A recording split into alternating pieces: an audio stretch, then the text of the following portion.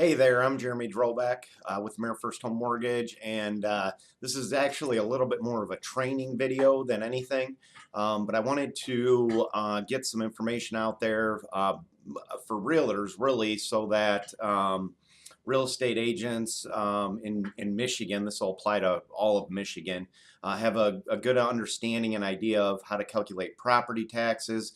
I hear agents talk a lot about when they'll tell a buyer when a property's homesteaded, the taxes will go down by X percent. And then I've heard 40, 50, 60%. That sometimes is true, but most of the time that's just simply incorrect. And so I want everybody to understand how to actually calculate these property taxes and the effects as of the homestead on a property and kind of what happens when it sells. So I'm going to kind of flip to my computer screen here and do this little training. Okay, so let's get into the meat and potatoes of all this. First, let me just show you why the percentage doesn't work. And so I just pulled two examples of areas around me here in the Kalamazoo, Michigan area, and I just want to give you a couple examples here. So let's just say that that we got a $150,000 home in Prairie Round Township.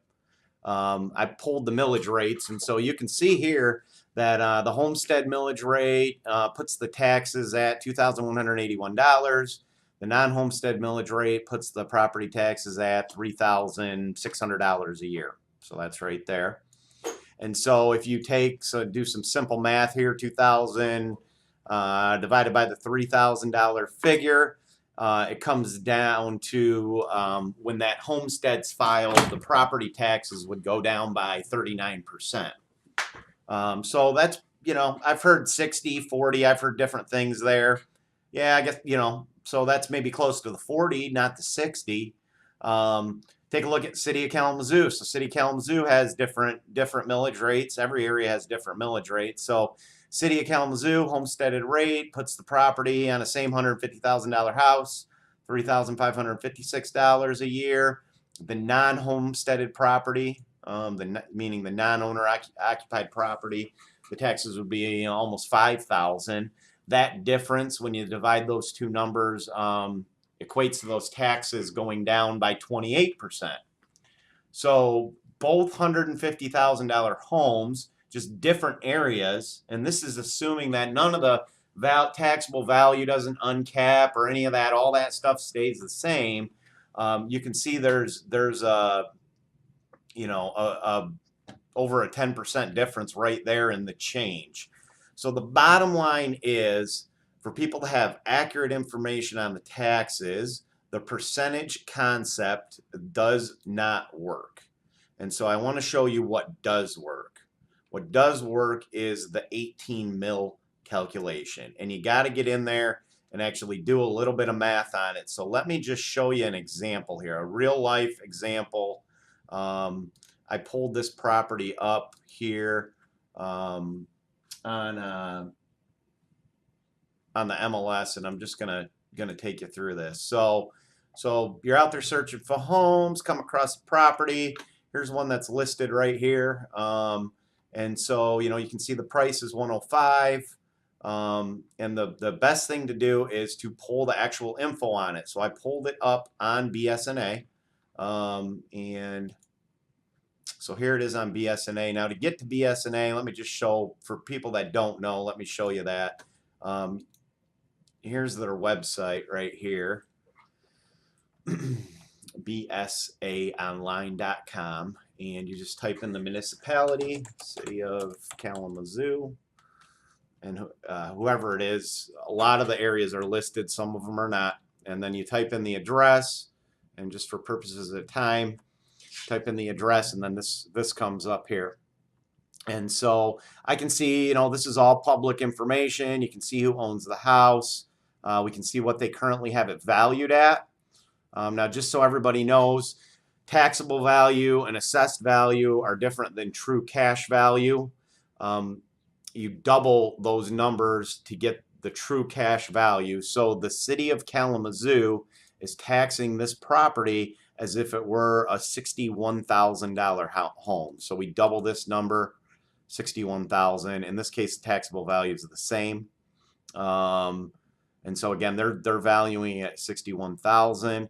And I know we've talked about them not being allowed to chase sales, but I do see that happening quite often. And so always in assuming worst case scenario, I would assume that they are going to adjust the state equalized value up to match the sales price. So if it sells for 105, they're going to adjust the SEV, state equalized value, up to $52,500.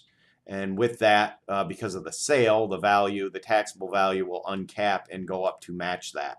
And so here's how the math works out on that. So if we go into the tax tab here and we scroll down, and so we can see the 2018 taxes in there, the summer and winter tax, and you can expand those, and you can see the millage rates being charged and the total millage rate.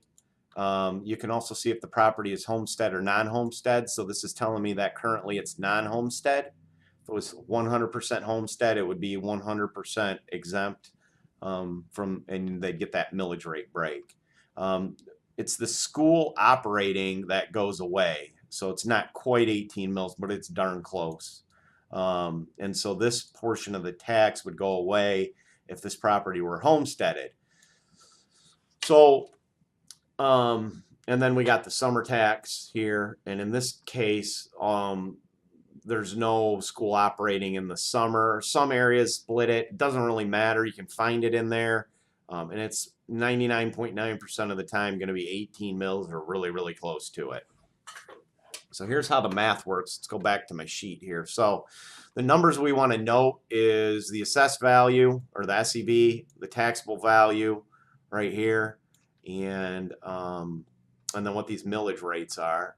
And let's flip back to my sheet here. So here's how this works. So if we have a $105,000 sales price, we're going to assume, because we always want to give buyers worst case scenario, I would rather tell somebody their payment is going to go up to $800 a month and only have it go up to $750 a month. They're going to be super happy. We don't want to tell them it's going to go up to $750 and have it jump to $800.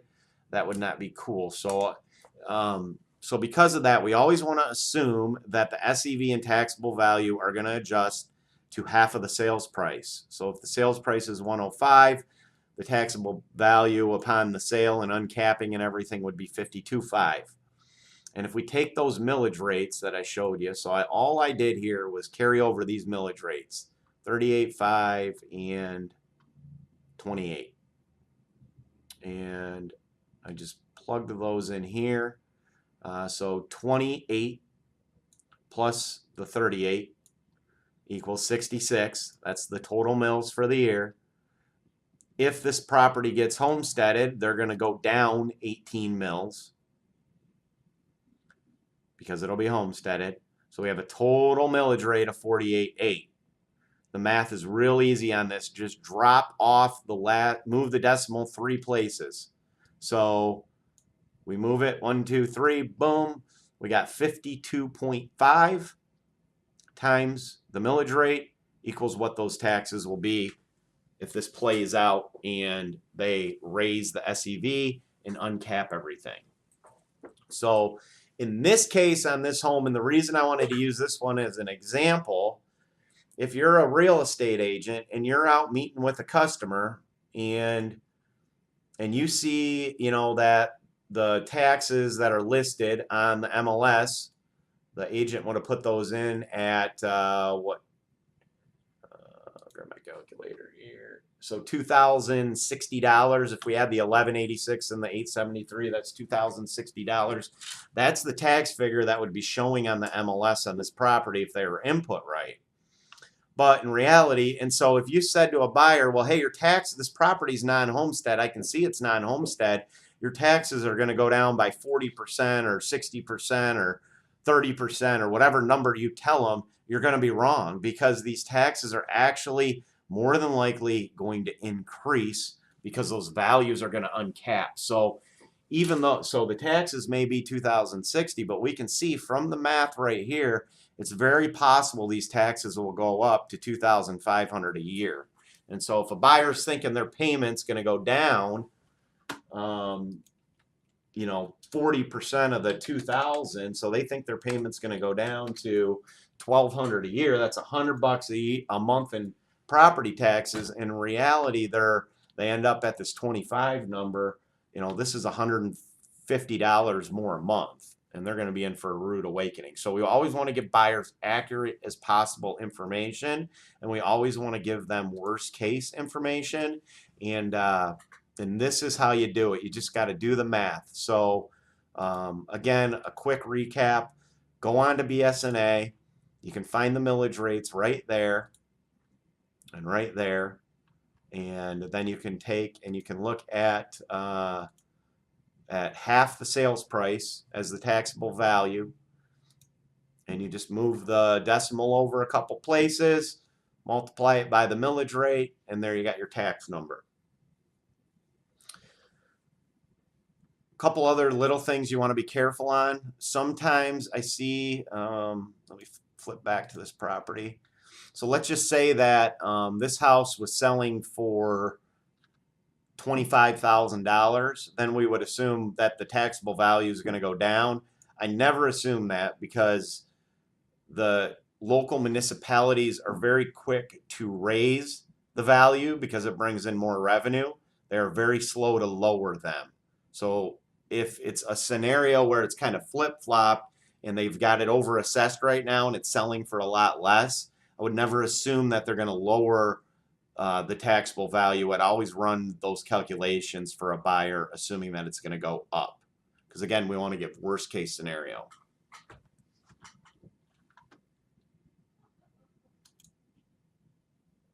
All right, so I'm going to give you another example. I was just kind of flipping through the MLS, found another one for sale. This is another kind of same scenario, but I just want to show you how I do the math on this. So we got the address and the price, so 120, and I always round a little bit. So 120, I'm going to use 60,000 for the SEV.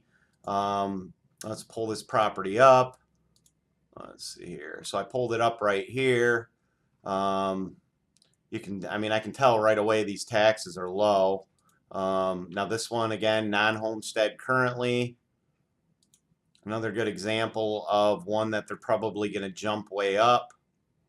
You know, the other thing you can look at, I mean, you can gather so much info from public record. You know, I can see that there was a land contract at some point, and then it's transferred into this LLC.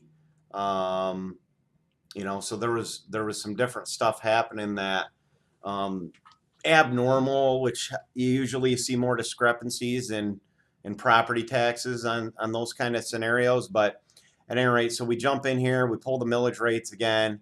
So we take the 38, you can watch me do it here, 38.5, and again, I kind of round because 0.002 is a couple cents in these numbers, plus 28.35, so we're at 66.85, minus the 18 mils, gives us 48.5, and that was selling, again, for, say, 120 it was selling for, and so that would be 60,000, would be half that. So we move the decimal 3 places, so we times 60, and that tells me what the homesteaded taxes would be on this house. So again, if, you know, going back to those scenarios, that drives me nuts is when we talk about, you know, are these taxes going to go down because the homestead's going to get in place? No, not in this case. They will not go down by 30, 40, 50, 60%. They will not even go down by the 18 mils because there'll probably be some adjustments in value. And so, you know, in this case, the taxes will go from like 17 a year to 3,000 a year. So they're gonna almost double. That's a good example of why it's really good to watch these properties on, pull up the actual tax rolls on them and see what's going on there. All right, I'm gonna give you one more example here. I was just kept flipping through the listings, found this home here. So 142.9. We're gonna again assume that's the sales price. I pulled it up in the tax rolls, and so let's look at the math on it. So you can see the taxable value right here is 58 or sorry, 50,875 at the very least. So this person's probably lived there a while, and we're at the very least they're going to uncap the taxable value on the sale and match it up to the SEV, which would be about a $8,000 increase. I've seen it happen so many times. If it really sold for 142.9, it's probably going to jump it even more than that. So let's do the math here. 142.9 or 143, let's just call it, divided by 2. So 71,500 is what we'll use for our taxable value. And we look at the millage rates again. We're just expanding those out. Again, we do 38.5 plus 28.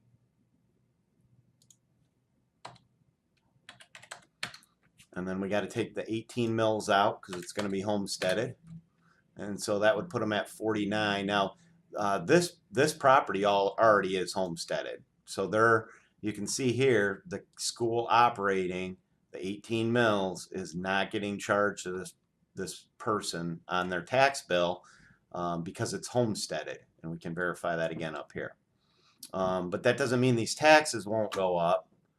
So going back to this, so we take the millage rate we just did, and we multiply that by that 71.5. So again, I took the sales price divided by 2,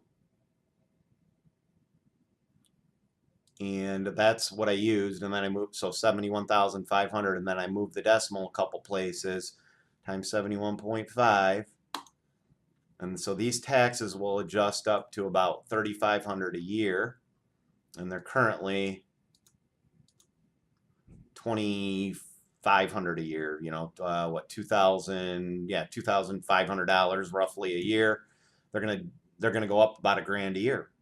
$1,000 a year is pretty significant for buyers. That's almost $100 a month, and so again, very important to look at this stuff and bring it to the attention of home buyers that are purchasing, so that they know what they're going to see a year later after that property sells as far as those taxes go and what their house payment's going to be.